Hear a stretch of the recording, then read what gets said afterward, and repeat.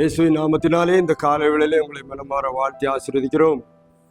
கர்த்தருடைய கிருபையினாலும் இரக்கத்தினாலும் கர்த்தர் நம்மை பாதுகாத்து வழி நடத்தி வருகிறார். இந்த நாளிலே ஒரு புதிய லோகசாத்தினால் உங்களுக்கு சொல்லி கடந்து போக விரும்புகிறேன். இந்த நாளிலே சங்கீதத்தின் புஸ்தகம் 96ஆம் அதிகாரத்தில் கடைசி வசனம், சங்கீதம் 96:13. அவர் வருகிறார், அவர் பூமியை நியாயம் தீர்க்க வருகிறார். அவர் பூலோகத்தை நீதியோடும் ஜனங்களை சத்தியத்தோடும் நியாயம் தீர்ப்பார் என்று சொல்லப்பட்டிருக்கிறது. சங்கீதத்தில் சொல்ல அவர் வருகிறார் என்று சொல்லப்பட்டிருக்கிறது. பாருங்க, இங்க சொல்லும் போது ரெண்டு விதமான வருகை. இவர் சொல்லும் போது இயேசு கிறிஸ்து ஃபர்ஸ்ட் டைமே வரல. இப்ப ஃபர்ஸ்ட் டைம் வந்துட்டு போயிட்டு ரெண்டாவது தடவை நான் வருவேன், கூட்டிட்டு போக வருவேன்னு சொல்லியிருக்கிறார். அது நமக்கு இன்னைக்கு நம்ம வாசிக்கும் போது அவர் இரட்சகராய் ஒரு நாள் வந்தார்.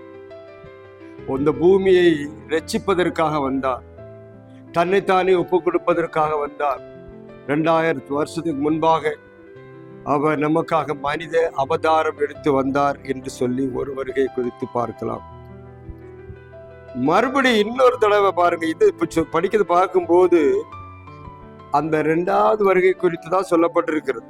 அவர் பூமியை நியாயம் தீர்க்க வருகிறார். முதல்ல வந்தது நியாயம் தீர்ப்பு அல்ல, அது என்ன, மனுஷனுக்கு தண்டனை கொடுப்ப அல்ல, மனுஷன் தண்டனையை மாற்றுவதற்கு வந்தார். 2வது அவர் வரப்போகிறது, அது இன்னும் வரவில்லை, வருகிறார் என்று சொல்லப்பட்டிருக்கிறது. அது எதுக்குன்னா நியாயத்தை செய்யும்படி. அநேக மனிதர்களுக்கு நியாயம் கிடைக்கவில்லை. சிலவங்க பாருங்க, எப்போதான் நியாயம் கிடைக்குமோ என்று சொல்லி அங்கலாய்த்து கொண்டிருப்பார்கள். தப்பு பண்ணுறோம், தப்பு பண்ணிட்டே இருக்கிறான், அவனை கேட்க ஆள் இல்லை. ஒன்றுமே அநியாயமே செய்யாதவனுக்கு பாருங்க, அநியாயமே செய்யல, நீதியா இருக்கிறான், அவனுக்கு அநியாயம் வந்துகிட்டே இருக்குது. பாருங்க, நீதி செய்யறவனுக்கு அநியாயம், அவனுக்கு ஒரு நல்ல நியாயம் கிடைக்கவில்லை என்று சொல்லி எல்லாரும் அங்கலாய்த்து கொண்டு இருக்கிறார்கள். பூமியில தான் நடந்துட்டு தான் இருக்கு, பூமியில தான் நடக்குது, பூமியில மனுவர்க்கத்தின் மத்தியில் நடக்குது. அதனால அங்க வசனம் சொல்லுது, அவர் வருகிறார், பூமியை நியாயம் தீர்க்க வருகிறார். பூமி என்றால் பூமியில் உள்ள ஜனங்களை அவர் நியாயம் தீர்க்க வருகிறார் என்று சொல்லப்பட்டது. அவர் பூலோகத்தை நீதியோடும் ஜனங்களை நீதியும் சத்தியமும் எங்க இருக்கு இன்னைக்கு பாருங்க. அருமையானவர்களே, ஜனங்கள் எல்லாரும் எதிர்பார்த்து கொண்டிருக்கிற ஒரு காரியம் இயேசுவின் வருகை. முதல் வருகைக்கு நம்ம இல்லை, ஏன்னா அவர் 2000 வருஷத்துக்கு முன்பு நடந்தது. இந்த 2ஆம் வருகைக்கு நம்ம இருக்கிறோம்.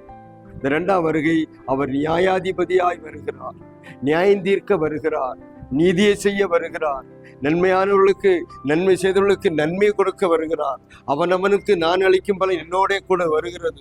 அதான் ஆண்டவர் சொல்லும்போது, வெளிப்படுத்தல சொல்லும் போது, ஓ நீதி செய்யறவன் நீதி செய்யட்டும், ஓ பரிசுத்தமாயிருக்கிறவன் பரிசுத்தமாயிருக்கட்டும், நல்லது செய்யறவன் நல்லது செய்யட்டும், கெடுதல் செய்யறவன் கெடுதல் செய்யட்டும், பாவம் செய்யறவன் பாவத்தில் இருக்கட்டும், அவனுக்கு கொடுக்க வேண்டியதை நான் கொண்டு வருகிறேன், அது என்னோட கூட வருகிறது என்று சொல்லுகிறார். அப்படினால் அதுதான் இங்கே நம்ம முதல்ல வாசிக்கிறோம். பாருங்க, நியாயம் தீர்க்க வருகிறார். இன்றைக்கு அருமையான பிள்ளைகளே, பூமியிலே தான் அக்கிரமங்கள் அநியாயங்களும் பாருங்க, பயங்கரமான கொடூரமான காரியங்கள், பயங்கரமான விவரிக்க முடியாத காரியங்கள் பூமி நடந்து கொண்டிருக்கிறது.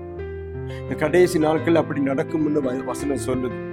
மனுஷர்கள் தற்பிரியராய், பணப்பிரியராய், வீம்புக்காரராய், அன்பில்லாதவர்களாய், பயங்கர மோசமான சூழ்நிலை இருக்கும் பொழுதுதான் அவர் வருவார், நியாயம் தீர்க்க வருவார். பாருங்க, நோவா காலத்துல கர்த்தர் எப்பொழுது அவங்க நியாயம் தீர்த்தார் பார்த்தீங்களா?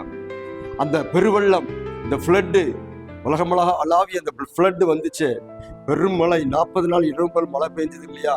அது எப்போ வந்துச்சுன்னு பார்த்தீங்கன்னா, இந்த ஜனங்கள் தங்களை மிகவும் கெடுத்து கொண்டார்கள். தங்களை ஆண்டவருக்கு விரோதமாய் நடந்து கொண்டதுனால இந்த ஜனத்தை நான் உடைத்ததுக்காக நான் மனஸ்தாபப்படுகிறேன், அவளை நான் நிக்கிரகம் பண்ணுவேன் என்று சொல்லிதான் கர்த்தர் அதை அளித்தார். பாருங்க, அந்த ஆபத்து, அது ஒரு நியாயத்தில், அது ஒரு ஜட்ஜ்மெண்ட். அந்த ஜட்ஜ்மெண்ட் ஆண்டவர் தான் கொடுப்பார், மனுஷன் கொடுக்கறது கிடையாது. அங்க மனுஷன் படுகிற பாடை தான் அங்க பார்க்கணும். அப்போ அன்றைக்கு அப்படி இன்றைக்கு அவர் எப்படி நியாயம் தீர்க்க போகிறார் பாருங்க. இந்த யுத்தங்கள் ஆரம்பித்து நடந்துட்டு இருக்குது. ஒரு நாட்டுக்கு விரோதமாய் ஒரு நாடு, ஜனத்துக்கு விரோதமாய் ஜனம், பாசைக்கு விரோதமாய் பாசை.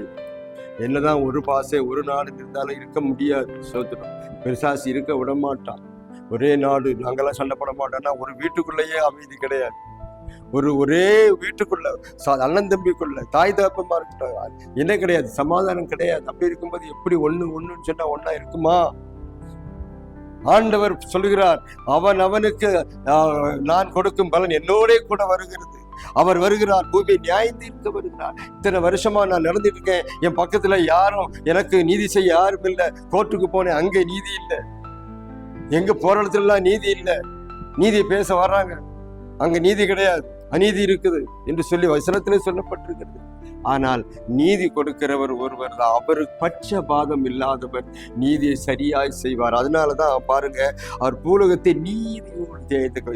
இதற்காகத்தான் ஒரு கூட்ட ஜனம் எதிர்பார்த்துக்கிட்டே இருக்கு. நீங்க எதுக்கு எதிர்பார்த்துட்டீங்கன்னு தெரியல. ஒருவேளை ஜனங்களா, நான் இவ்வளவு பாடுபட்டிருக்கிறேன், இவ்வளவு கஷ்டப்பட்டிருக்கிறேன், இவ்வளவு உழைத்திருக்கிறேன், ஜனங்களுக்காக இவ்வளவோ செஞ்சிருக்கிறேன், ஆனா ஜனங்கள் எனக்கு திருப்பி செஞ்சது ரொம்ப கஷ்டமா இருக்குது என்று வேதனைப்படலாம். உங்களுக்கு நீங்க செய்ய நன்மைக்கு ஏற்ற நன்மை கர்த்தர் உங்களுக்கு கொடுப்பார். நான் நல்லதுதானே விதைச்சேன், எனக்கு அவர்கள் தீமையை கொடுத்தார். ஆண்டவர் சொல்றார், நான் நல்ல திராட்சை தோட்ட பழமாய் வைத்தேன், அதோ அது கசப்பான பழமாய் போனது என்று சொல்லி கர்த்தர் சொல்லுவார். அப்படின்னா நியாயந்திருக்கிற கர்த்தர் வருகிறார். அவர்கிட்ட தான் நீதி நேர்மை இருக்கு, நீ வேற எங்கேயும் எதிர்பார்க்க முடியாது.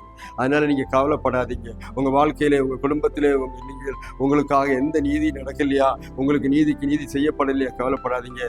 அவர் வருகிறார், அவர் சீக்கிரமாய் வருவார். பாருங்க, அவர் பூலோகத்தை நீதியோடும் ஜனங்களை நியாயத்தோடும் நியாயந்திருப்பார். அதற்காக காத்து கொண்டிருங்கள். உங்களுக்கு ஒரு நாள் நீதி, உங்கள் நீதி வெளிப்படும் நாள் இருக்கிறது. நீங்க பண்ண நன்மைகளுக்கெல்லாம் பலனை கொடுக்கிற நாள் வருகிறது. அவர் ஒருவரே வருவார். அவனுக்கு நான் அளிக்கும் பலன் என்னோட வருகிறது என்று திரும்ப திரும்ப சொல்லப்பட்டிருக்கிறது என்றால் அது உங்களுக்காகத்தான். இந்த காலவேளையில் அருமையானவர்களே, பாரத்தோடு கலக்கத்தோடு இருக்கிறீர்களா? எல்லாம் போயிடுச்சு, என்னுடைய அரசாங்கம் போயிடுச்சு, நான் நடத்தின எல்லா காரியங்களும் போயிடுச்சுன்னு சொல்லி அநேகர் கவலைப்பட்டு கொண்டிருக்கிறார்கள், அநேகர் துன்பத்தில் இருக்கிறாங்க. பயப்படாது, கர்த்தர் உங்களுக்கு நீதியை செய்வார். அவர் வருவார், அவர் நீதியை செய்வார். குடும்பத்தில் நீதி, என்னை ஏமாத்திட்டாங்க, என் சகோதரனை ஏமாத்திட்டான், என் கூட இருக்கிற முதுகுல குத்திட்டான், பயப்படாதீர்கள். நீதி செய்கிறவன் அவர் வருவார்.